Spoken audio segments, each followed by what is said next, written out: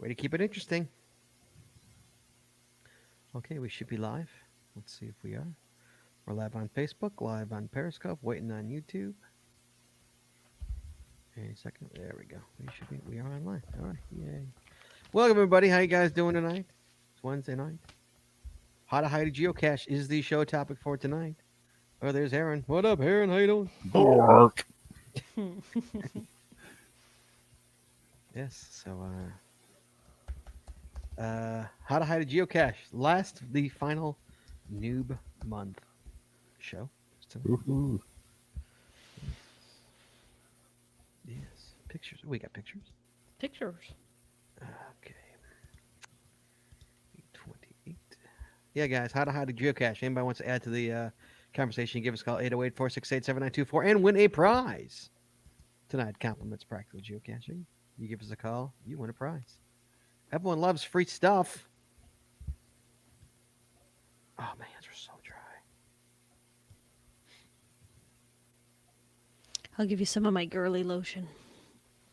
Does it smell like girly lotion? Mm-hmm. Oh, It's good. good. What? It smells good. Like girly lotion? Yeah. What if I already know how to hide a geocache? What's in it for me, Scott? Nothing. Knowledge, Ian. Knowledge. Knowledge. Learn how to hide better I know geocaches. how to hide correctly. I've seen Teach others a I've seen wise your hide, one. Mr. Langell.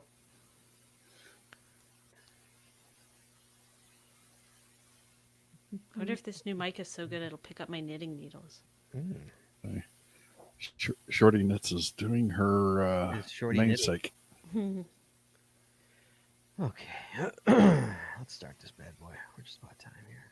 Oh wait, I forgot I gotta do that. Do what? Fix the Facebook. Fix the Facebook. All right. My phone's going to go off in 2 seconds. Let's leave. Let's wait for that alarm to go off. I got a Google security alert, Jess. New device signed in is the Geocaching Podcast at gmail.com. That was me. Uh-huh. All right. Come on. As soon as I start this, the alarm's going to go off. It's really annoying. What up, Cash and Dead? There it is. See? Okay. All right, let's do this. Jess, you ready? Sure. Chad, you ready?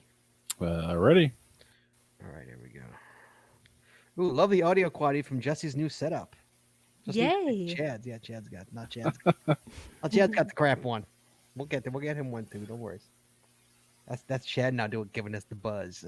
Zzz. All right, here we go in 3, 2, 1. You wanna know how to find it.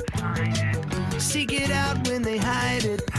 You know it's in the bag when it's an easy grab. Come on, take a chance now. So go, geocache. And if you need help, we're right there in a flash. If you got a question, just call in and ask. Uncover the stash on the Geocaching Podcast. The Geocaching Podcast. Welcome, everyone. It is Wednesday. It is 8:30, which means that it is once again time for the Geocaching Podcast. My name is Scott Burks. We got Shorty Knits manning the phones tonight. And please welcome to my virtual left, my co-host, Jazz 427. Howdy, y'all. Are you ready to learn how to hide a geocache? Learn to correctly hide a geocache. That's right, because tonight's episode is 604, recorded live on February 26th.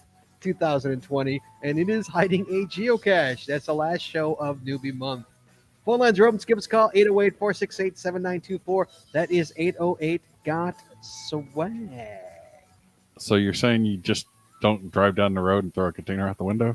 No, I've known hiders that do that, though. No, you don't just, you don't just chuck it out the window, push the button on the cord, and be like, good luck, everybody. They don't do that. Chad, before we start the show, we got to talk about Patreon. Good old Patreon, our friend. Oh, yeah. Mr. Paywall. A lot of stuff on the other side, a lot of good stuff, a lot of extra audio, extra video, only available to our Patreon members. You want to join in on this on the 70, almost 80, 75 plus, almost right on the cusp of 80 other listeners who love being patrons of our show. You can join us on patreon.com. That is patreon.com, then slash the Geocaching Podcast. Yeah, help us out. Chaz needs a new soundboard. Chad, you're blowing the promotional consideration thing. What'd you say now, Chad? Sorry, guys. Chad, what'd you say? I was saying, yeah, Chaz needs a new soundboard. Apparently, Chad needs a new soundboard now, so we got to buy Chad one. Jesse sounds a lot better, though. Don't you, Jess? You sound better? So I've been told. Yes, you sound much better. So now we got to get Chad one. All right, Chad, here we go. Promotional consideration paid for by the following. Tonight's show is brought to you by Cache. Cache is an advanced geocaching app for iOS. It features powerful online and offline features, including filtered searches, offline maps, and offline saving of caches. Cache has hundreds of advanced features that will make your geocaching experience just that much better. Get more info at Cachely.com. That's CACHLY.com. Hey, Chad, we have a first-time live watcher, Jake, here. Just started listening last week. This is a 12-year-old podcast, isn't it? Woohoo. Almost a third. Just live from love from Iowa. Thanks, Jake. Are you a newbie cacher though? That's the question. And you gotta call in, Jake. Call in, give us a call, say hello. Thanks for listening. We appreciate it. Sorry, I gotta get back to where. And it's also sponsored by Logwork. Logwork are the creators of the fantastic logbook, made with genuine write-in-the-rain paper. A logbook designed for the micro-containers of the present and future, geared towards a hider who would rather go cache than do cache maintenance. Find them at logwork.com. That's LOGWERK.com. It's also brought to you by FTF Geocacher Magazine. FTF Geocacher is the magazine for geocachers written by geocachers. With 6 issues a year, FTF offers practical advice, instant tips, cacher bios and milestones, geocaching events, trail tales, and all things geo-related. Find them at ftfgeocacher.com. And by the Max Suds Body Company. Max Suds Body Company makes handmade bath and body products from all natural oils and butters. Items such as Poison Be Gone soap, itch spray, and 2-cent choices of bug spray are all great for outdoor enthusiasts like geocachers. At Max Suds Body, we have you covered from head to toe. Find them at maxsudsbody.com. That's MACSUDSBODY.com. And by Practical Geocaching. Practical Geocaching sells utility items for geocaching. Our items are made in the USA, and we always provide free shipping. Find them at practicalgeocaching.com. That's PRACTICAL geocaching.com. And by Arted Crafted. Arted Crafted creates unique geocaching themed tees and custom designs for you or your geocaching group. With adult sizes ranging from small to 5X, if you have an idea for a shirt design and cannot find it, then you've come to the right place. Please give us the opportunity to show you how we can enhance your geocaching experience with your own custom design. Visit them at artedcrafted.com. That's ARTEDCRAFTED.com. And finally, by pathtags.com. For all your swag and path tag needs, visit our website to get creative help, to trade or log tags, or to purchase your own personalized path tags. With over 39,000 tags to collect, pathtags.com has everything you need to start your path tag obsession. Visit them at pathtags.com. Come on, say it. Spell it out. I think people know how to spell path and tags.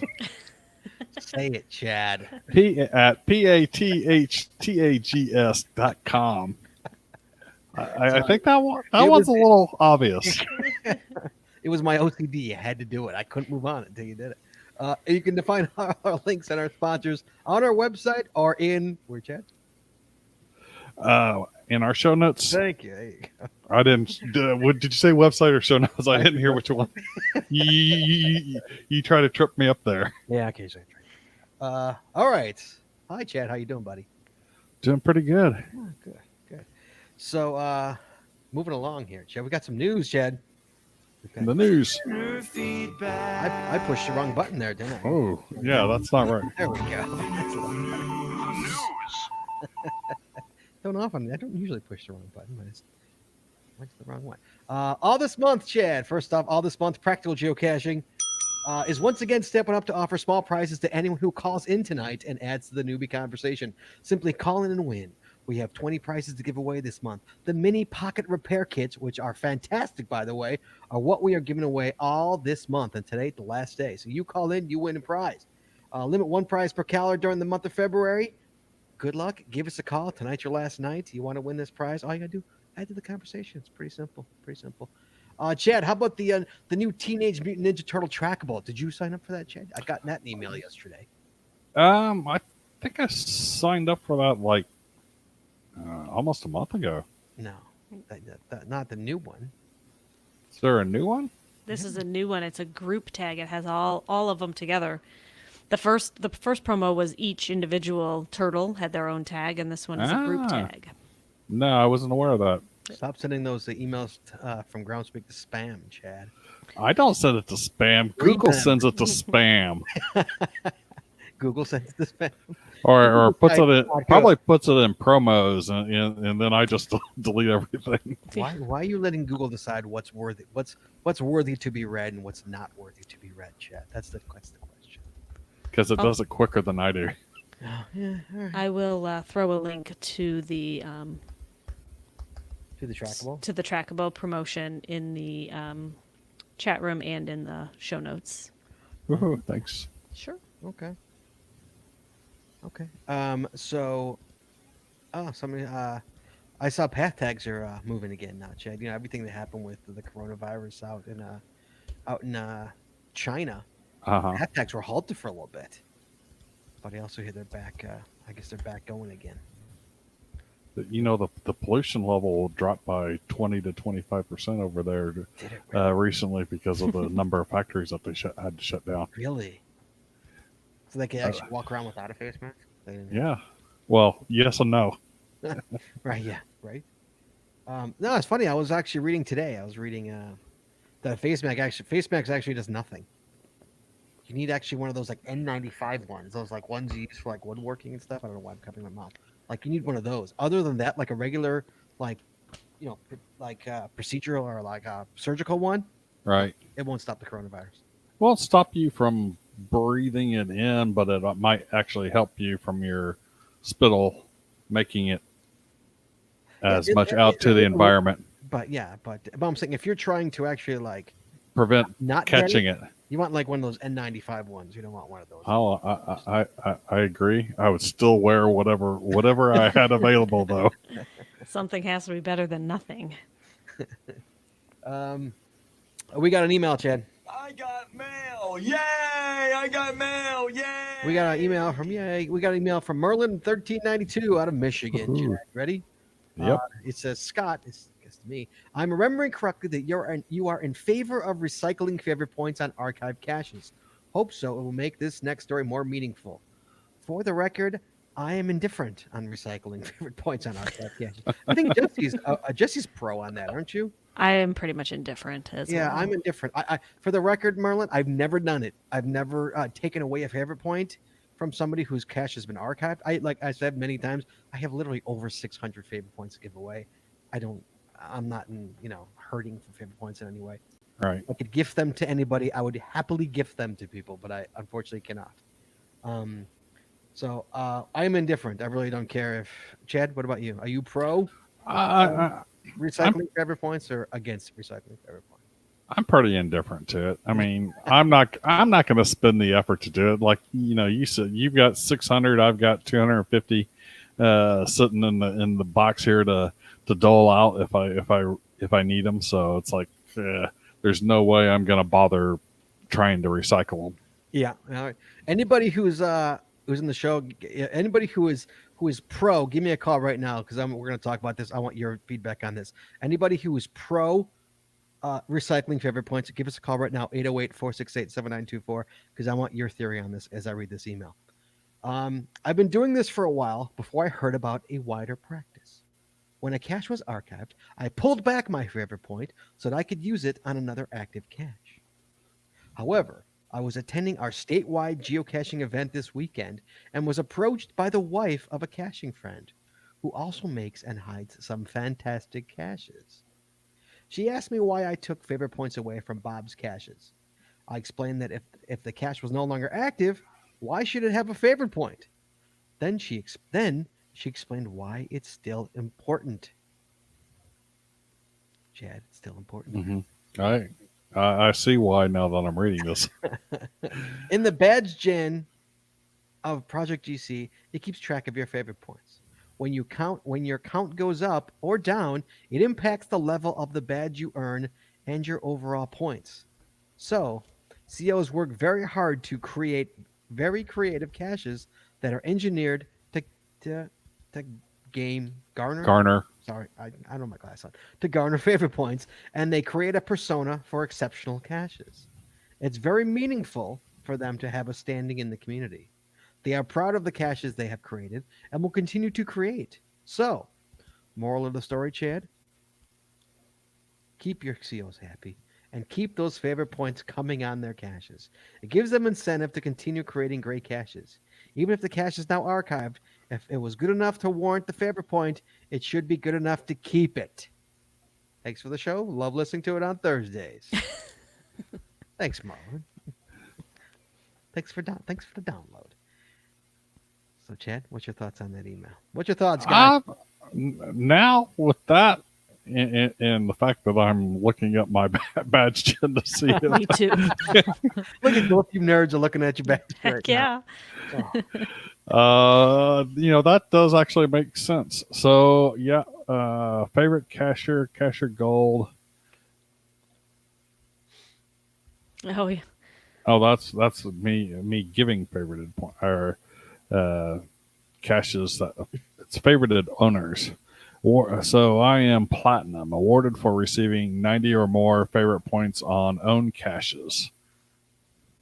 Yeah, so if you archive Okay. the cache and people start pulling favorite points, That could potentially drop me back. yes. Okay. I never even honestly, I never even thought of pulling favorite points away from my cache. That I never needed to. I never needed. Boy, I'd love to give someone a favorite point, but I don't have any to give. So Don't take my Another favorite reason- points. Yeah, and another reason not to is, I have found challenges that you have to have a certain number. You have to have found caches whose total points add up to a certain number. Like the most Right. highly favorited. You have to find caches whose total 5 caches whose total is more than 1,000 favorite points or something. I don't know. I'm making it up, but right. if you start taking favorite points away, you're messing with other people's challenge qualifiers. Sure. Okay. If you want to play that way, yeah. I guess it's all a matter of how you play. Some people that matters, some people that doesn't. I guess, right? Is there challenges that have that? Yes. Yes. Yeah, there's quite a few actually. And if we argue all the time, don't change the DT on a cache that you've hidden because it can mess with people's stats. yeah. And Yes. this is another way that you could potentially mess with other people's stats.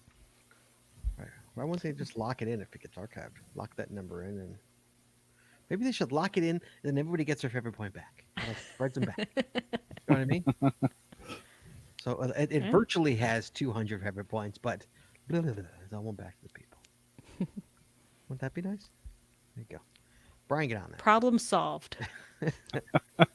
All right, Chad, let's get into the show then, I guess. How to hide a geocache, Chad. The final show of Newbie Month.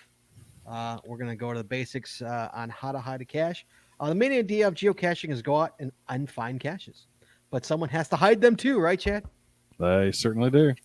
Anyone Better you than me. right? Anyone can place their own. Actually, I just hid one the other day. I hid one last weekend, Joe? Right? Literally just Yes. Sunday. Yep. I hid one on Sunday. This is a great way to showcase locations you want others to discover, and it's great fun reading logs and getting comments on your carefully planned hides, and hear about the adventures of those who have attempted to log it. The best way to place a good cache is to first gain experience, Chad. Find enough caches on your own, learn what works, what doesn't work. I always say find 100 before you hide it. Most people disagree with me. Both people say you don't need that many. I say, hey, you know what?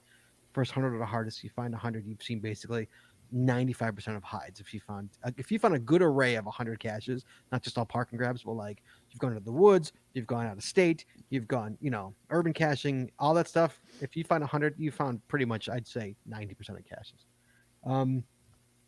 Rule of thumb then, 10 to 20 caches. Don't just have none under your belt. And at a minimum, read the guidelines. Don't just click through the pages. Okay? Because they'll tell you a lot of things of do's and don'ts as well. I agree. How to hide a cache, Chad? Number 1, choose that container. Mm-hmm. Most important quality of an appropriate geocache container is that it is waterproof, Chad. Waterproof Definitely. is kind of the key here. You don't want the log sheet and or swag to be soppy, gooey mess. There are lots of options out there for a good waterproof container, and of course, the location will dictate what's best to use. I would suggest for a woodsy or semi-woodsy hide, a nice sturdy lock and lock, not the crappy ones that you get like at Jewel or at your grocery store, but a good, solid lock and lock, or an ammo can. Ammo cans work fantastic in the woods.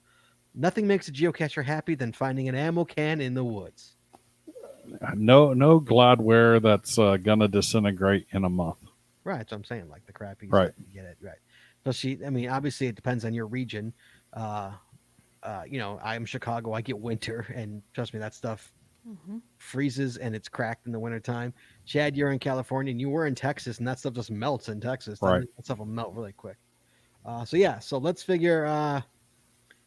Go to B. So my first part was waterproof. Chad, what's B? Well, you left out ammo cans. I said. So ammo cans work really well in the woods as Oh, well. sorry. I'm not reading word for word. I'm paraphrasing. Okay. So B, if you want a bit smaller to hang in a tree, a soda bottle preform like this. That's right. That's what. And believe it or not, Chad, on Sunday I hung that in a tree. Is what exactly. I put it on our Instagram. Yeah, I saw it on the Instagram. That was with Logworks log in it. it Mhm. is. You know. So these are 2-liter bottles before they get expanded into an actual 2-liter. They are thick, sturdy plastic, and as long as the cap is replaced properly, they are waterproof. You can zip tie them to a pine tree, place them in the crevice of a tree or a rock, squeeze them into just about anywhere. I like to hang them on fences. So I use a piece of wire, wrap it around there, and double hook it on the fence. So they're go great about anywhere. Yeah, they're really becoming my new favorite container. It really is, especially I don't mean to to shill our our sponsor, but like the Logwork ones have been great. Everyone I've hidden, they're fantastic. But That's PRACTIC. No, That's Logwork. Logwork. Oh, Logworks. This is Logworks. You're right. This is Logworks. They are, but I really am. I'm really loving them because they sent me a whole handful, so I've been placing them. They're awesome. They really are. Yep. So the preform is becoming my new favorite container. Next up is another common container is the aluminum pillbox, more commonly known as a bison tube, Chad. The good old bison tube. They should have a rubber O-ring between the body and the cap, and as long as that rubber piece is intact, that's the key, is that rubber piece. The log will remain dry inside the container. And replacing the O-ring isn't a big deal. They do eventually wear out over time. Most hardware stores will carry generic O-rings, so just find one that fits the size of your bison tube. Yeah, just get better quality ones.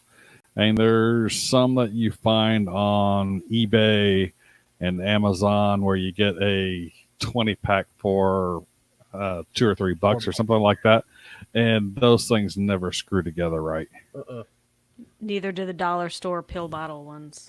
All right. Matchbox containers are awesome too. Those Yes. box ones. Oh, yeah. I love Definitely Matchbox agree. containers. When I would find those on sale for a $1 a pop, like, yeah, nice. grab them all. Yep. All right, Chad, go to the next one. For the lamppost hides, a simple pill bottle or film canister will work just fine. We had a conversation about the film canister, and then sure enough, Jesse and I found a film canister under a lamp skirt just that next weekend. Yeah, I see tons of pill bottles under lamp skirts. Not so many film canisters anymore, like you were saying. They can get soggy in areas where you have high humidity, but they typically, or if people lay them on the side and the lamp skirt isn't well connected. But I think 9 times out of 10, a pill bottle with a bag inside, a sealable bag, that log staying dry. Yeah, Under a skirt, even in Chicago. Now, as much as I complain because I'm like, oh, there's a bag, because it just slows you down. It does keep it dry. It really does. yes. And if your container is not see-through, Chad, consider adding a geocaching sticker on the container, or at least add a note in the cache along with the log explaining what the container is. The Bomb Yes. Squad, Chad, will thank you. Yes, even though I'm guilty of not doing this, Well, it's especially in tree hangers. not anymore though. Practical Geocaching just announced here. They got these coming out. They just sent us Oh yeah, these little yeah. I got those, and I was thinking about it's official like Geocache from Practical. when I start putting out pill bottles and stuff in the future. Well, the ones that don't need to be as camouflaged. I'm Right. definitely putting those on there, Oh, yeah. and the ones that need to be camouflaged, I'm going to try to put it in the backside or something. I'll put on like, or I'm just gonna Bottom. we have an ammo can in actually her trunk now. That's just got a crap ton of pill bottles in it, just in case we need to, if you want to hide it the last second. We have a bunch of different smalls in there, and we have I have an ammo can always ready to go, stocked, ready to go. But I'm just gonna put these on the caps of all the pill bottles. That works. That's my plan to eventually do. Well, thank you for Practical Geocaching, you guys. You can get these at Practical Geocaching as well. Stickers. That's the official geocache. Kind of nice. So the Bomb Scout will thank you. Put something. Make sure it's known that it's a geocache somewhere. Super important note: know your region of the world and choose your container accordingly. So very important to make it not just waterproof but weatherproof, as somebody said in the chat room that I missed. I can't remember who it was. But yeah, because I mean, my weather is very different than Chad's weather. So Yeah, and don't use, for the most part, don't use PVC as a container. One, the bomb squad thinks they're pipe bombs, and two, there isn't a PVC container in the world that isn't leak proof. That being said, I've got one out there, but that one is effectively double protected, and what looks like a pipe bomb is inside the middle of another thing. yes, I know. Yeah, that's true. Number 2, Chad, place a container at your chosen location. Many things to consider, Chad. You ready for these things to consider? Mm-hmm. Actually, A, I should say. Is the spot worth visiting? Choose a location that is beautiful, of historical value, or is a physical or psychological challenge to reach. What do you think of that, Chad? I think that is a nice feature, not a critical thing. A lot of times, a lot of those areas are already hit and covered. So in some cases, it's getting the cache out into a general good location. Yeah, I mean, it's funny. I hid one. We went to see my oldest son had a basketball tournament, kind of far from where we live, probably about 45 minutes. From where Probably we live. about at least half an hour. Yeah. Yeah, and it was at a like a park district building, and there was a nice woods up behind it. There's nothing in those woods. I'm like, oh, we go there every weekend. I'm like, I gotta put a cache out there. And that was the last weekend to go, and it happened to be a beautiful day. It was like 55 degrees in Chicago in February, and so I'm like, so we quickly ran out in between games, and we found a nice spot and hit a cache. There was a garbage bag, a creepy garbage bag, 30 feet away. So, Yeah. so I named the cache. What did I name it? Bodies in the Forest. Or Bodies in the woods. Bodies in the Woods. and somebody at the FTFer said like, "Hey, nice spot!" Exclamation point. So I appreciated that. That's good. Yeah, if you can find one, that's great, and more power to you. But I wouldn't say no to putting out a cache just because you can't find that great spot. Oh well, no. I mean, that's why parking grabs were invented. I mean, you got like some people just dump to dump. It's like an area is free. Like we just put out a couple because it was an open area. So it's like, all right, let's fill it up. Those are good. In my opinion, those are good places to have puzzle finals. What, in a woods or in a parking lot? In an area where it's not necessarily the most interesting place, because the puzzle should be interesting itself. And make it an unremarkable hide, to bring back an old term there, Scott. Yeah, unremarkable high. Chad, why don't you go to B? What is required in order to get to the cache? The location is not everything. You have to get there too. Often it's even the journey itself that is the most important. A beautiful walk, a climb over mountains, or why not a trip across water? Yes. So yeah, definitely those are great caches to do. And like I was saying a second ago, even the puzzle, the trip to doing the puzzle could be the adventure. There's no adventure with a puzzle, Chad. I promise. You would say there's an adventure with a multi. So yes, there's an adventure with a puzzle. Stuff it. Is the cache properly hidden? A good standard hide should not be easily stumbled upon by anyone not aware of the hobby, but not too hard to find for those who look for it. There's that really that's where you toe that line. Yeah. What is too hard and what is too easy? And 99% of the time, I agree. But there is also the hidden in plain sight. My favorite. Yeah. We got a newbie here in the chat room here. Thomas, newbie here. When hiding a cache, do you need to worry much about the name of the cache itself? Do I need to do a complete search of the caches around? My family and I want to hide our first one soon. You don't need to necessarily worry about the name itself. There, of course, it needs to be family friendly, or mostly family friendly. I got a couple that are questionable in that area. The bodies in the woods. I just right, but don't worry if you're encroaching on someone else's cache, similar name caches around there or anything like that. I found a lot of caches that have the same name or something similar, and yeah, there's no big deal. There's a lot of caches. If someone says this cache and you search on it, and it's like, which one of the 50 that are named that? Mm-hmm. So I'm reading the people are answering him in the chat room. So basically, they're all saying the same thing we are. Name it what you think is appropriate. And the only real guideline as far as naming it is making sure that the title is not commercial. And here's a good example.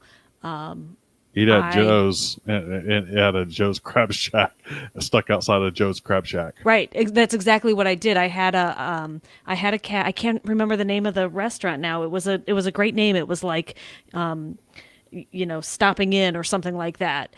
And I hit a cache right near there and named it the same thing, and it got rejected. But it was a clever name. It was like, I can't remember what it was. I want to say stopping in, but I know that's not right. But something like that, and so you can use an anagram of the place in a puzzle. well, no, you also, we have a series in Chicago called Double D's, or like Double D's, right, in Northbrook, or Double D's in BG. It's in Dunkin' Donuts parking lots is where they are. Right. So if you see a Double D's cache, it's a Dunkin' Donuts parking lot. So you can do something like that. Work off of the name here. So not too hard to find, but not too easy for those to find it, but not too hard for us to not find it. So yeah, like as you were saying, Jesse, the hidden in plain sight, always a fantastic hide. That's one of my favorites too. Drive you crazy, but then you find it and you're like, oh, fantastic. So, Chad, do you usually find them too easy?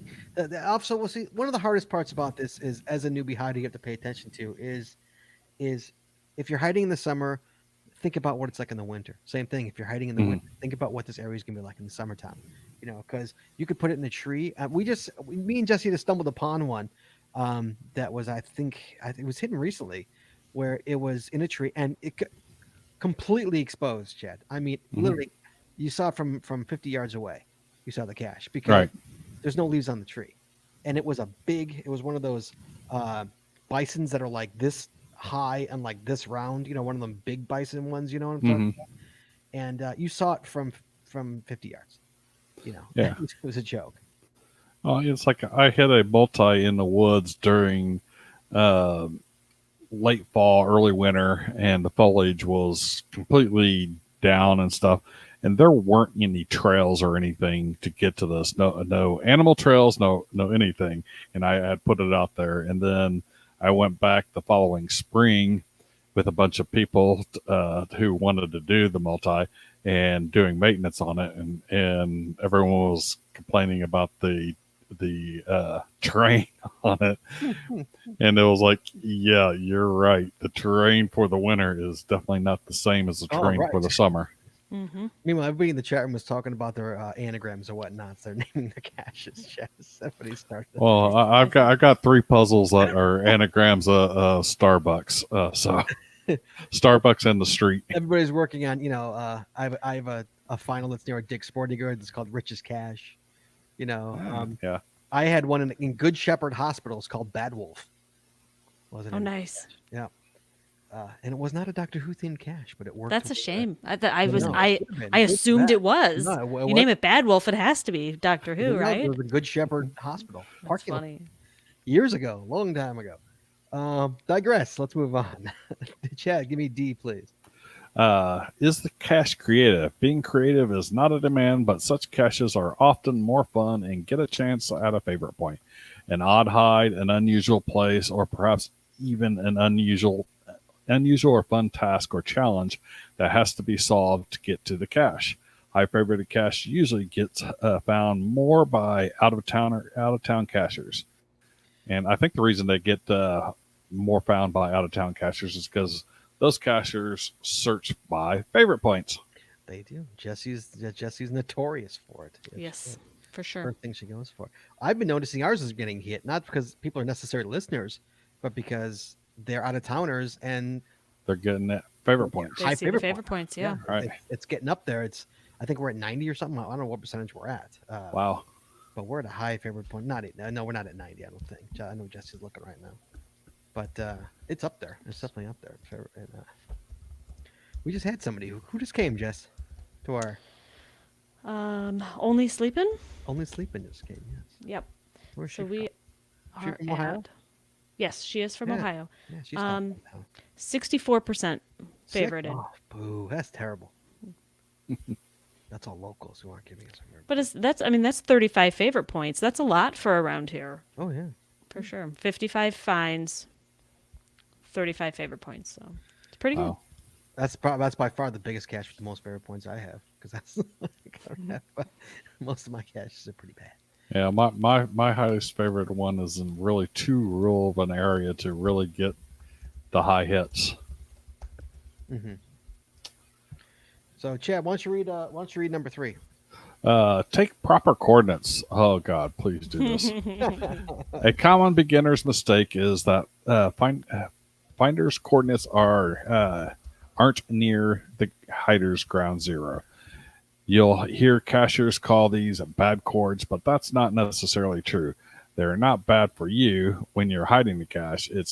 So when you're hiding the cache, it's important to make sure the coordinates aren't too far off. Here are some tips to make sure you get the greatest accuracy possible. Check the reception. In the woods, between tall buildings, close to cliffs, etc., the GPS reception can be bad.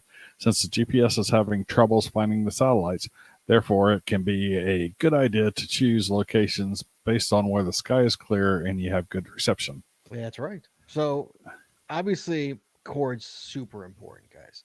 Taking proper chords is super, super important.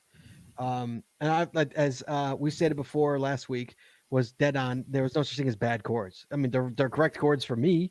They were correct Right. at the time. But it's just maybe I had obviously had bad reception or something. So check the reception in the woods between tall buildings. Whenever you have something like that, check it, and then double check it. Also, a piece of advice is that when you're taking chords, stand still. Don't walk around as you're taking chords, please. Stand still, and make sure that you put your GPS down for a few minutes. Let that sucker settle. Don't walk around with it and think you're going to get good chords. Let it rest, man. Just put it down while you're doing something else and let it rest. And most GPS units, handheld GPS units, have an averaging tool in it. Use that thing. Also, only GPS units, though. He's talking about actual GPSR. And smartphones, there are GPS averaging apps. So you just put that in there and do it. And when I do it, I actually use both. I use my GPSR and my phone, averaging them, and then look at them. They usually match down to the thousandth of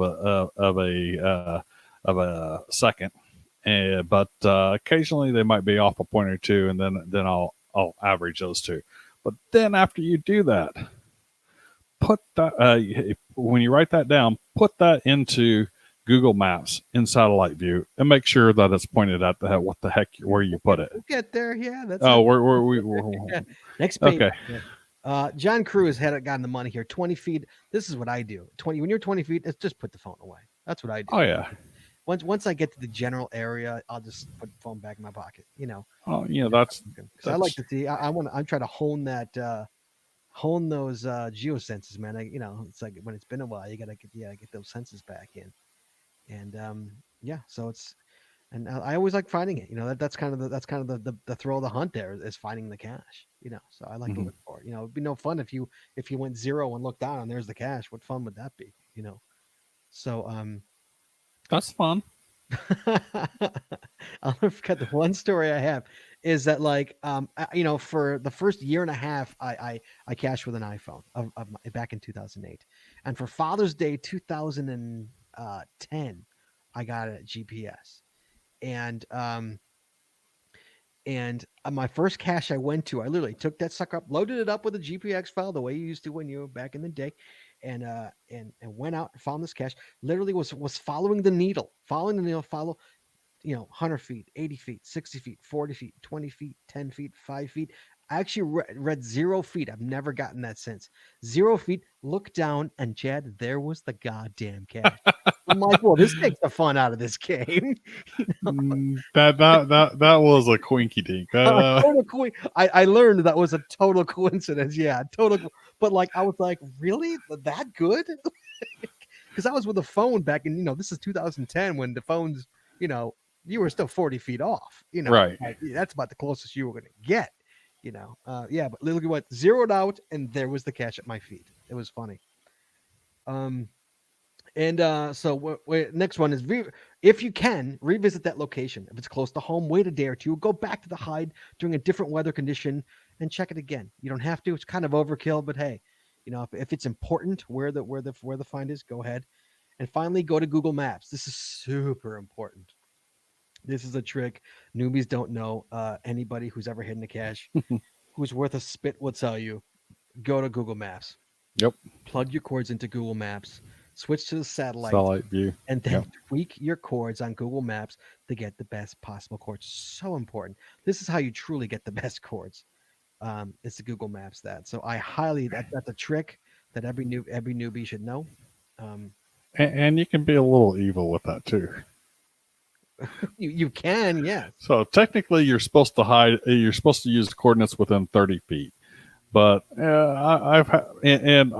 was only in an extreme difficulty. I think that was a 4.5 difficulty cache that I had, and I didn't put the coordinates exactly on. They were 10 feet off, but you had a dugout, you had benches behind it, a trash can over here, a light post over there. And I kind of centered it in the middle of all that. Oh, there's so many places, but it was a difficulty 4.5. It's like, if you're gonna find this, you're either gonna luck into it or you're gonna earn it. Right. Well, I mean, I kind of did that. I did that. My first house I had a hide in my front yard, and I Google mapped it because what I had. How to explain this? I had a chain link fence, and then I had cement circle thing like cement blocks, and then a bunch of not weeds but bushes and whatnot, bushes and a big tree, and I put it in the grass. 10 feet, purposely. So right. Where was it? It was actually a cap on the fence post. I was a total jerk hide. Jerk. Thank you, jerk hide. Because everybody's looking, in all the veg. So yeah, I've done that too. I gotta admit, I'm guilty of that. But that was again in 2009. That's not the me of today wouldn't do that, Chad. Yeah, mine. I literally tell you where it is on my front porch. I literally explain to you it's between the two chairs. Chad, we've got some phone calls here, Chad. Okay, awesome. Let's take a call here. We've got California here. How you doing, sir? Hello. I am doing really well. How are you GSM doing, times Scott? 2. Good. How you doing, man? I'm doing amazingly well. What a beautiful day we had here. So, Well, we didn't have one here, so congratulations. sorry to hear that. I'm in Chicago. It's So cold, cold and I've snowy here. been I've hidden over 1,800 caches, so I've learned a few things by 1,800? mistake. I think the number one tip I would give: hide what you like to find. Okay. Good. Yeah, good one. That's a good tip. Good tip. You know, if you like to find puzzles, hide puzzles. If you like to find easy ones, hide easy ones.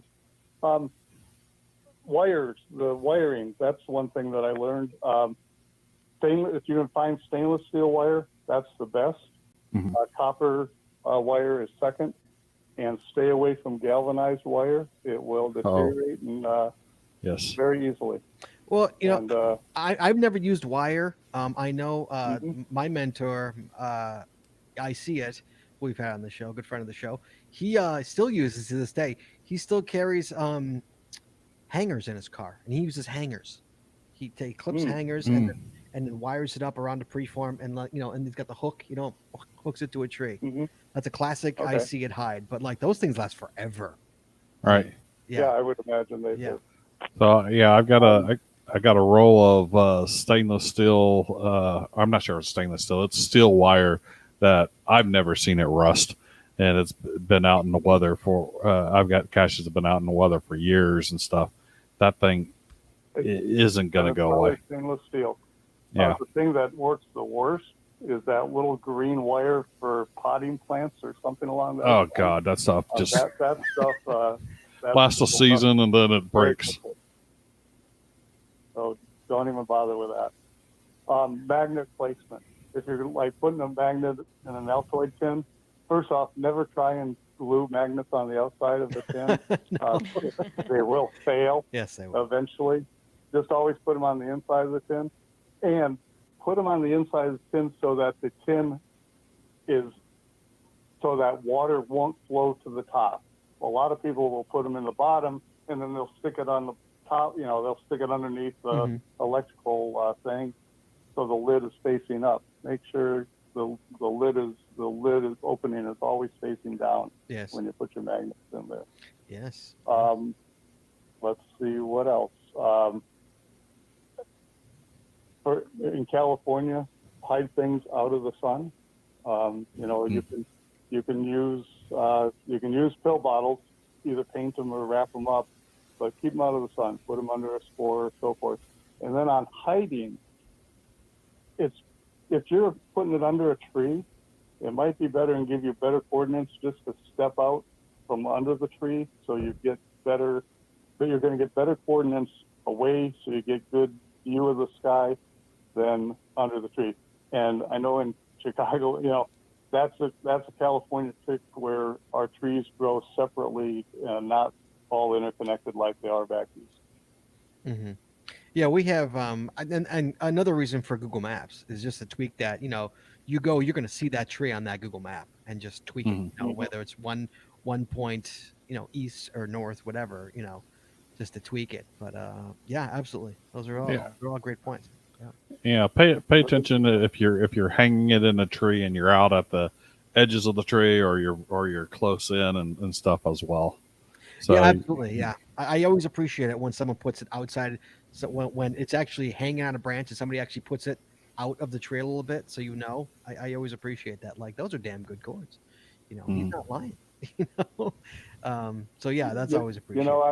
But I'm going to kind of, like in Michigan, almost all the hides are at the trunk, and I really kind of appreciate that. I call that a Michigan hide, that they're near the trunk, and so you don't have to deal with the 30-foot radius or the 30-foot circumference around the tree.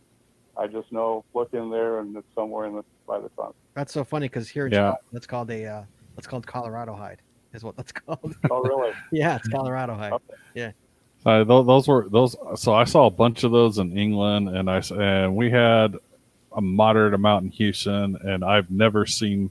I don't believe I've ever seen I've seen one hide in California at the base of a tree trunk, and that was the tree trunk was rotted out. inside, Right. and they had put it in there. But it's unusual in California.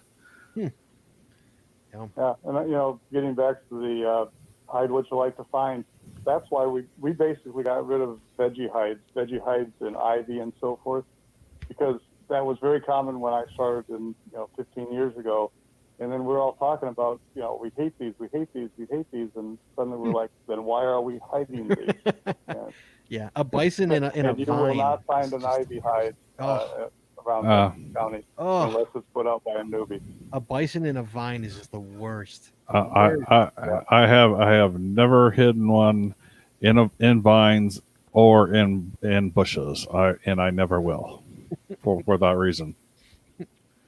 Yeah, I've been trying to go more woodsy than not woodsy is what I've been trying to do. And Jesse, are you keeping up with Jesse vowed to do one hide a month for the year? Are you keeping up with that? Technically, yes. I have not hidden one yet. Yes. I haven't hidden one yet in February. However, I did hide 2 in January.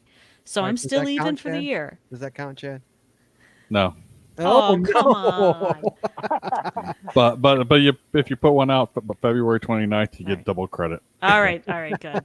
Good deal. I got 3 days. I'm on it. Wasn't it you can't hide a wait, so Yeah, park and grabs aren't going to count. So, So even if I do hide a park and we have to grab. go on, we have to go on anyway because you have to get that. Jesse is trying to finish a challenge where it's like, I don't know, 7 I've been working on it for years, and the challenge is finding 7 different cache types each month of the year. And so I have 2 left for the month of February. I need to find a letterbox and an earth cache, and I have 3 days left.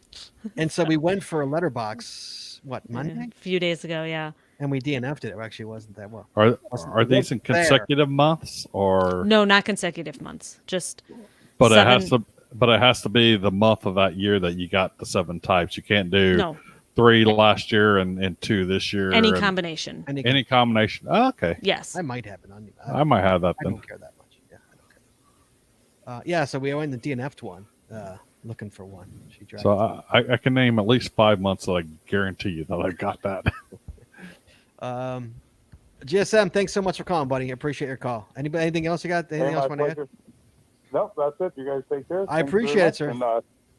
And Jesse sounds great. Oh, Jesse. Thanks, Scott. Thanks, man. We'll talk to you soon. You're welcome. Bye-bye. Bye-bye. Anybody else has any other tips or advice? Give us a call, 808-468-7924. Win a prize. Jesse, I hope you got his address. Where do we have it on file already? I actually had his on file. Yes. So give us a call, 808-468-7924. Chad, we got a call. Our friend of the show, Cody Dog. Hello, sir. Hello.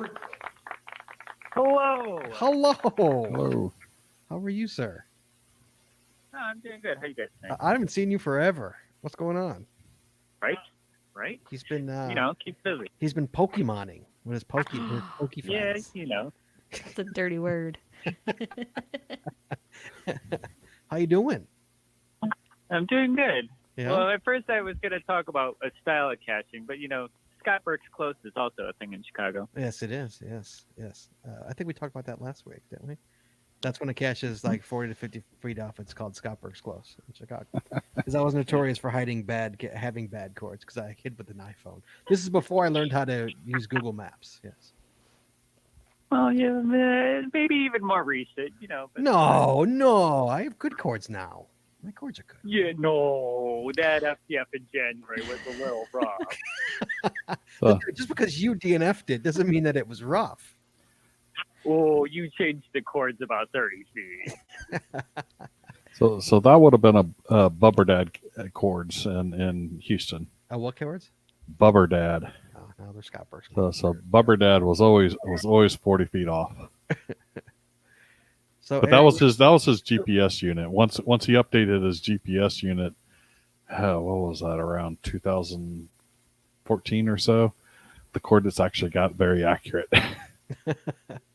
So, Aaron, what do you have to bring to this conversation about hiding caches, dude?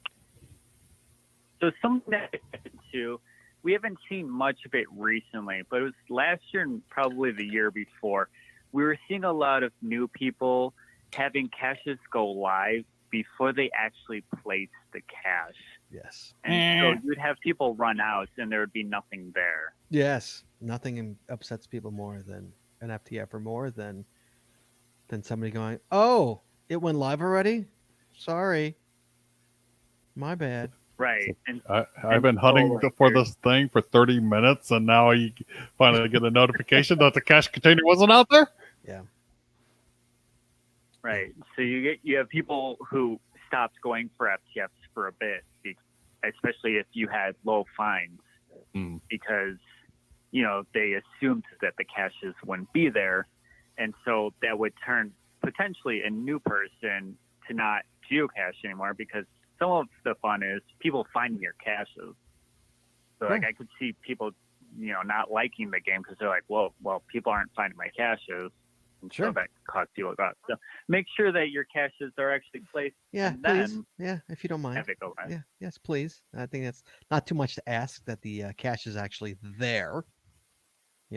When the cache Right. goes. But I know some people that I actually went to their stats and was like, oh, they have less than 100.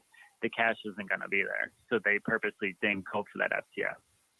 And just for the record, how many hides do you think you should have before you Fines. How many fines you should? From my mentor, I think my mentor, who happens to be you, I think you said about 100. I think 100 caches is a good round number. But you get to see, the different styles.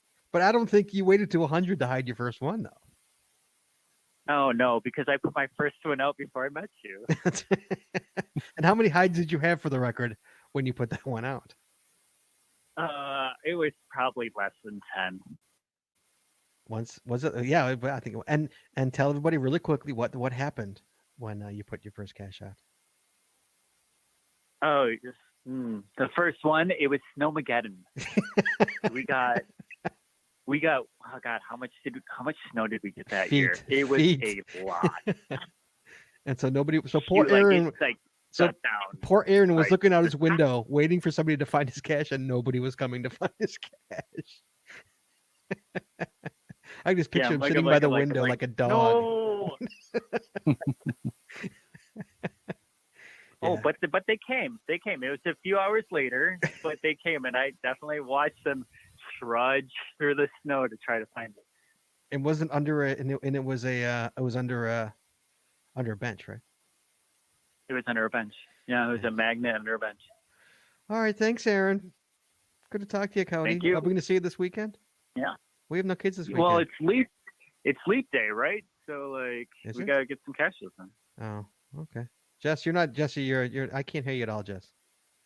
She's like talking. I forgot I muted my mic to take a call.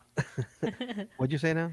We have some events to go to. It's Saturday, yeah, that's right. so that's another newbie tip. Ooh, that hey, sorry about that. Anyway, Chad mentioned that last week. Newbie cachers, go find a cache on Saturday, February the 29th. Oh, good Lord, yes. Please go find one. All right, Aaron. We'll talk to you soon, buddy. Thanks for calling in. All right, it's good talking. You guys have a good night. You too. Bye-bye. Hey, Chad. Yeah. So coming to give me grief, as he always does. No grief. No grief. What's up, On About? How you doing, buddy? Hey, I was calling in with a valid tip, not to rag on you tonight. Okay, thank you. I appreciate that. So I was sitting here thinking, and we were kind of talking about we were talking about the guidelines earlier and stuff like that. One thing that I struggled with as a newbie was respecting your reviewer that you're working with. Be nice to your reviewer, work with the reviewer. As a newbie, most newbies, I would venture to guess, don't even know what a reviewer is, probably, because they've had no interaction with them if they've never hidden a cache, right? Right. So yeah, I've seen a lot of times new people around me get kind of frustrated. Oh, the reviewer shot down my cache. Well, it didn't meet some kind of guideline. So take their advice, work with them, listen to what they're saying, and make some tweaks, and your cache will probably get published. So, yeah. Last person you want to piss off in this world is the reviewer in your area. And they're gonna let you know why they shot it down too. Yeah, they're not just shooting it down. And yeah, remember the good old days, Jess, when when your cache got denied. Sometimes I love getting my cache denied because he would email me, and it wasn't even Reviewer Smith, it was a guy before him. He'd be like, "Yeah, you're 400 feet west of a puzzle hide." And I'd be like, "Really? Thanks. Let's go." I've never used that I miss information. those days so much, man. Yeah, Reviewer Smith doesn't do that. Yeah. Yeah. The other thing I was thinking too is I always like to reiterate to people that precedent, a previous cache is not a precedent for a current cache, right? Sure. So just because you found something hidden at a bank previously doesn't mean it's acceptable to hide something in a bank in your area now. No, usually it's it's not not. Right. a local thing that's frowned upon. Yes, So, absolutely. Yeah, um, don't think because one yeah. person can do it, another one can as well. Yes, absolutely. Something Yeah, called absolutely. grandfathered. So, Yes. Yes. Yeah. Good. Okay. All good. All good. absolutely. I've got one of those. That's all I had. All right, Ian. Thanks, buddy. Good to talk to you. Yeah, man. We'll All talk, right, bud. We'll Talk talk to to you you soon. soon. All right. Bye. All right, bye. So, Chad, we got to get through this. Show's almost over here. Number 4, fill out the form on geocaching.com, Chad. Uh-huh. That's kind of the main thing we have to do if you want a cache to go live. Recheck those numbers. It's easy to type a wrong number when registering a cache. People do it all the time. All the time. Double check the numbers again and then once more to make sure a human error is not made. And then use the actual map that pops up, zoom in, change it to satellite view, make sure it's on the right place. Right. B, give it a name. It can be clever, it can be simple, or it can just be my geocache. Obviously, the clever names, if it gets you to chuckle, usually I'm going to go for it. Mm-hmm. I love a good cache name. So if you can, the more clever you can make it, the better. The chat room had a ton of different, like I say, Good Shepherd Hospital. I put Bad Wolf, that kind of stuff. Is the description complete? You can write as much or as little about your cache and the location as you wish. Normally, you'd include facts or of the place or some general info about the actual container or hiding spot, what type of container it is, for example. At the same time, don't reveal too much. Let the visitor discover some things for themselves. Yeah, definitely put something in there, though. I mean, I've seen ones where it's like literally blah, That's just not enough information. Sorry. No. Well, not literally, but it's like it's a cache. I've literally seen. I have seen that the description was it's a cache.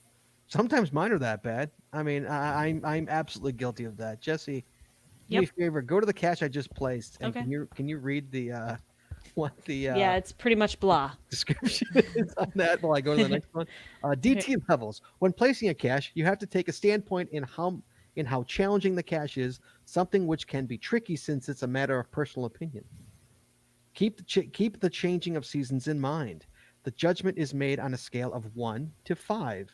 1 being easy, 5 being hard, in 2 categories: difficulty and terrain, Chad. And if you want it to be found a little bit more frequently, give it ones that are in half steps, because those are the ones that people have the least amount of in the DT grids, and they will actually seek them out. Yes, you do a 3.5 or a 4.5, that puppy's getting hit. Exactly. No doubt about it. Difficulty refers to how hard it is to find the cache when at the location. Is it well hidden? Do you have to search for a long time, or should any geocacher be able to find it easy? To this category, any riddles and tasks required to solve to obtain the final coordinates are also included. The terrain rating hints at how hard it is to get to the actual location or the container. Are there paved roads? Is it wheelchair accessible? Is it a long hike? Does it require climbing? Does it require a boat? To get a 5, special gear such as a boat, climbing gear, scuba gear, or the like must be required to get a 5 on the terrain. And then E, make sure that you have actually placed the container. Here you go from Cody. Make sure you have actually placed the container before submitting the listing to the reviewer. Otherwise, it might go live and there's nothing there to find. I've gone out for plenty of potential FTFs only to discover that the container hasn't even been hidden yet. Yeah. You can, I will say this, you can go ahead and submit it if you are not 100% sure that it's in an acceptable location and you want to submit it just to get their approval first and then go and place the container. You can do that. Just make sure that you put a note in your listing, a reviewer note, specifically to them specifying that the container is not in Exactly. place, that I'm submitting for approval only. And usually they'll tell you yes or no. And then if it's a yes, it's fine. Go and place the container. Once that's done, you can resubmit again with another note to the reviewer saying, okay, good to go. Thanks a lot. Right. Make sure you thank them. And I've been asked enough by reviewers if the container's in place that nowadays when I put one out, when I'm submitting, I actually say container is in place and it is Well, ready to go. I've never been asked if the I've container is in place. never been asked But that. I always love how they make you write something to the reviewer now. That new thing that they make you write. What do you write, Jay? Whatever I feel like at the time. That's it. What do you write? I write thank you. Really, I write hiya, buddy. Every time. Hiya, buddy. So Yeah, the I most always write thank you. the most irritating one though was dealing with putting a cache out in Brazil. No. And- Imagine the pain that was.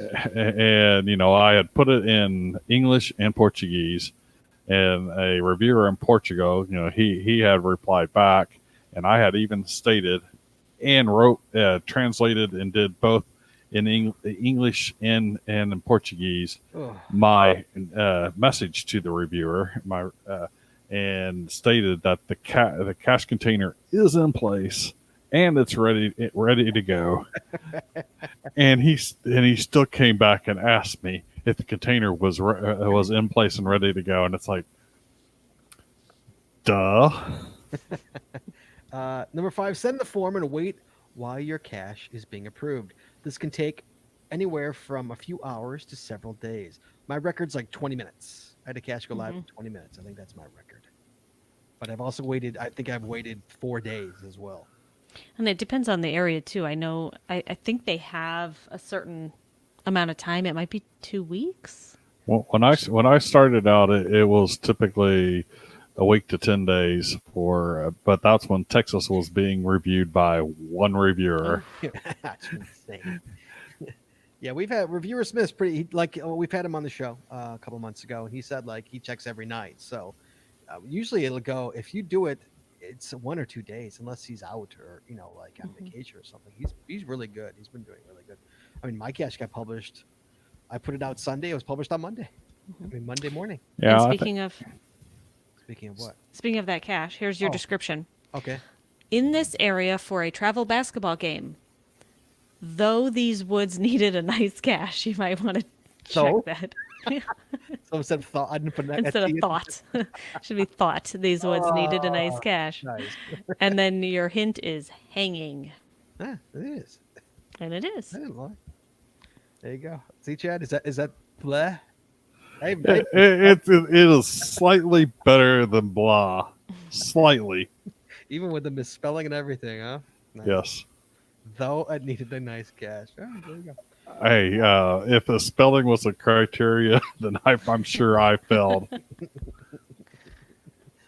And that's it is 9:35. Obviously I still got okay, I'll go over this really quickly. Protecting a cache from muggles.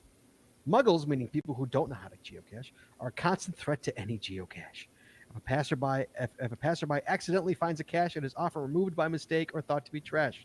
The simplest way to avoid this is to hide your cache away from crowds or to hide it well enough for some thorough searching to be required. Additionally, consider placing a note in the container describing why it's there or what geocaching is. You should do that every time, not just consider. You should definitely do it, especially if you're putting it in a high muggle area. Trust me, Bomb Squad, they will call in the Bomb Squad. I did a podcast for 4 years, and we did a weekly Bomb Squad news article every week, every 2 weeks. Thank goodness those have died away. Oh, it was such a good time to be alive and be a geocacher. Every week there was a bomb squad. Including one of Scott's getting blown up One of mine live got while blown he up. was recording. Live on the air, it got blown up. Live on the air. One of mine. Yes. Oh boy. Line up in a church parking lot. Kaboom.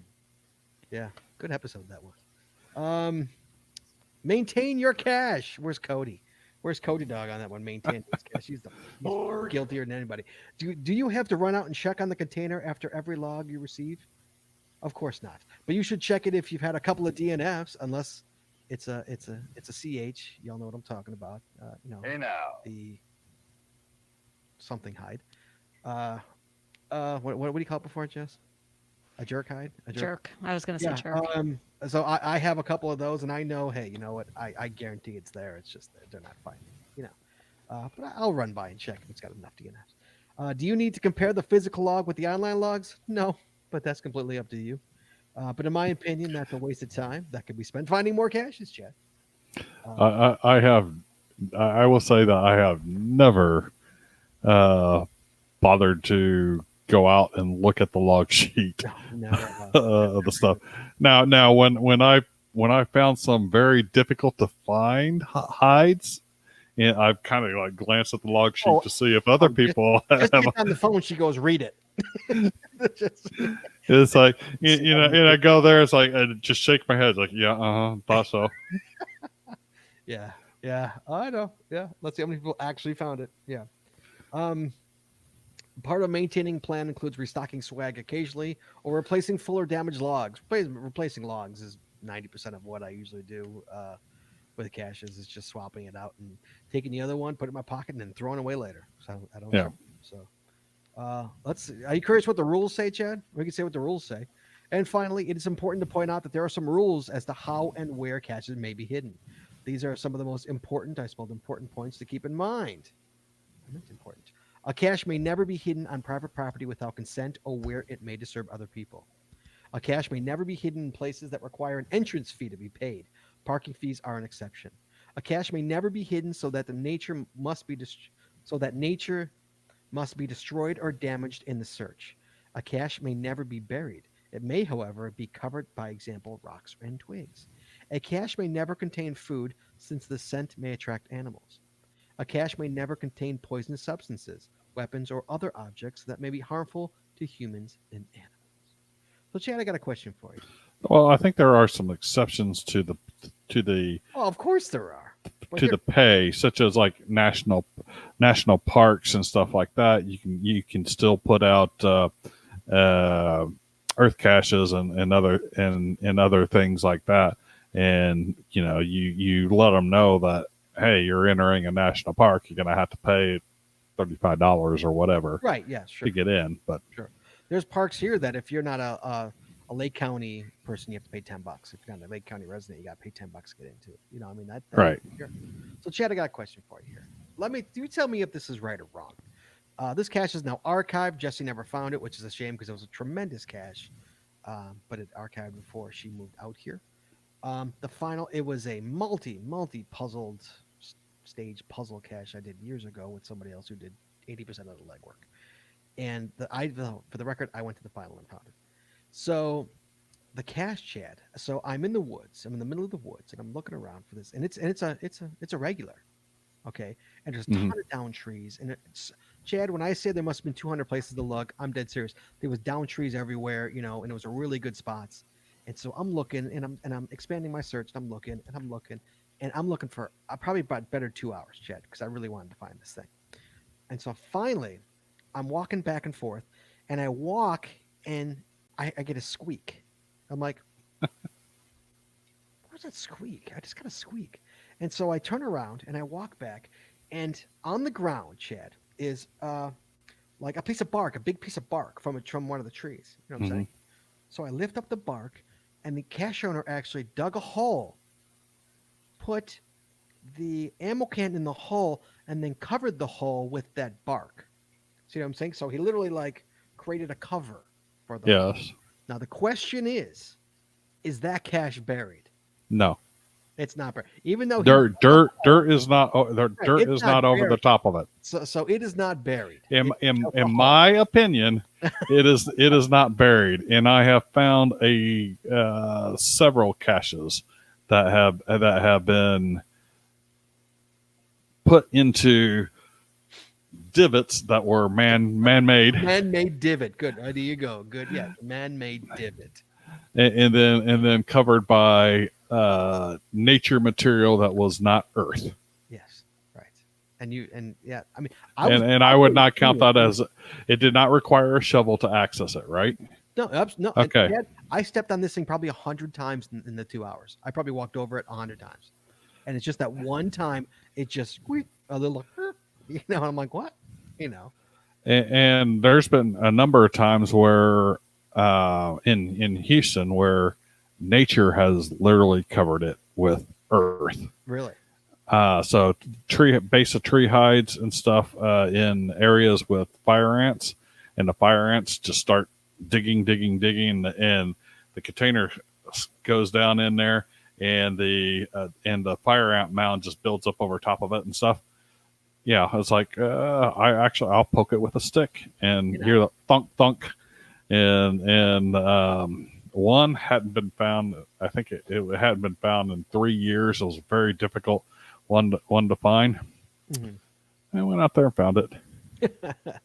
Good friend on the boat says, Chad and Scott, the cache is not allowed without explicit landowner permission for creating that hole to put it in. If a hole already exists, you can hide a cache in it and cover it. Interesting. Jesse and me did the same time. There you go, Chad. So, I don't know. Like, if that's the case, I want to go dig a hole in the woods and go hide a cache in there. That's what I want to do. And just piss people off. Because trust me, I was real pissed when I found that cache. I have never created a man-made divot to hide a cache. I would not be pissed off if someone else created a man-made divot to hide a cache. I think the key would be to find the cover, because when I say like this thing was great, I mean it looked completely natural. It just looked like a piece of wood on the ground. I didn't even think about it, and I probably walked over it 100 times, just walking back and forth. So it was like perfect. It was fantastic. It pissed me off because I'm wasting my time. But yeah, all right. There you go, Chad. That's all I got for how to hide a geocache. The newbies, thank you so much for joining in, and I hope you got something out of this whole month. We were glad to bring this to you. And once again, this Saturday is February 29th. Not going to stop, yeah.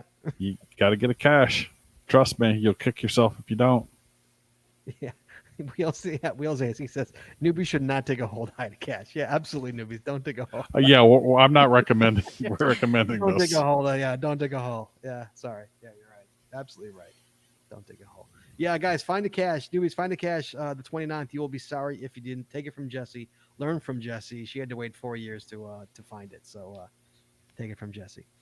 Next week, Chad. Mm-hmm. Chad, newbie month ends. We're going back to regular scheduling here. Chad. One up me. Everybody's favorite contest is coming back next week, Chad. One up me. Best animal encounters, Chad. That is animals, reptiles, amphibians. If you met something in the woods other than a human being. Or even not in the woods. Even not in the woods. Yeah, it doesn't have to be in the woods. I want to hear your story. And I know there are plenty of stories. I got stories. I want to hear some lions and tigers and bears. Oh, my. I know Demshar's got some, so hopefully he's gonna be calling it. So guys, one up me contest next week. Best animal encounters. Best animal encounter gets it, guys. Gets the big prize here. Compliments of practical geocaching. So remember, animal, reptile, amphibian, I don't care. If it's a fish, you got bitten by a fish, I want to hear about it when you were caching, because it's probably gonna be a good story. And meeting cachers with the name Sasquatch do not count. No, sorry about that. So that's next week, Chad. So guys, chat room, all you callers, thank you so much for calling in all month long, not just tonight, but all month. Hope you enjoy your prizes. Compliments of practical geocaching. Thank you so much, practical geocaching. And Chad and the chat room, thank you so much. Chat room, thank you so much for keeping it lively. Chad, always a pleasure. Jesse, thank you for taking the calls and adding to the conversation. And guys, next week, back to regular scheduling. One Up Me contest, best animal encounters. We'll talk to you guys next week. Let's close this show. Please join us again every Wednesday night at 9:30 Eastern, 8:30 Central as we stream live on Facebook, Twitter, YouTube, and on our website, geocachingpodcast.com. The archived video versions of our podcast are available on our website or on our YouTube channel, and the audio versions are available on your favorite podcatcher. If you like the show, please head on over to Apple Podcasts and rate, review, and subscribe. We really appreciate it, and it really helps the show when you do. If you prefer to watch the show, make sure you click the subscribe or get notified buttons to know when we go live. And hey, if you haven't already, please consider becoming a patron of our show. With tiers starting as low as $3 a month, you will get a ton of additional information, extra audio, extra video, only available to our patron members. Please head on over to patreon.com today and subscribe. That's patreon.com/the Geocaching Podcast. Thanks once again to all of our sponsors, Cachly, Logwork, FTF Geocacher Magazine, the Max Suds Body Company, Practical Geocaching, Arted Crafted, and PathTags.com. Please visit our sponsors, and when you make a purchase, you tell them the GCPC sent you. That's all we got this week. So we'll see you guys next week, talking geocaching, taking your phone calls. In the meantime, be good, be safe, hug your loved ones, and we will talk to you guys next week.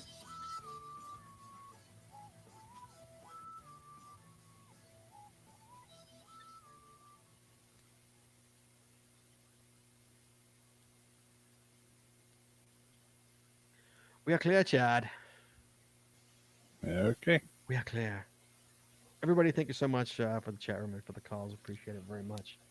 That was nice. That was a good show. I liked it. It's always nice to help the noobs. We had a noob in there today. Did he get something out of it? Is he still in there? All good stuff. There you go. Thanks, all. Thank you, Thomas. Thank you for chiming in. We appreciate it. All right, guys. Next week, we're back to regular shows. Got the One Up Me contest coming next week. It's going to be a good one. Animal encounters. Let's hear your best stories about animal encounters. Win a prize. All right, guys. We'll talk to you next week. Thank you so much. Bye-bye.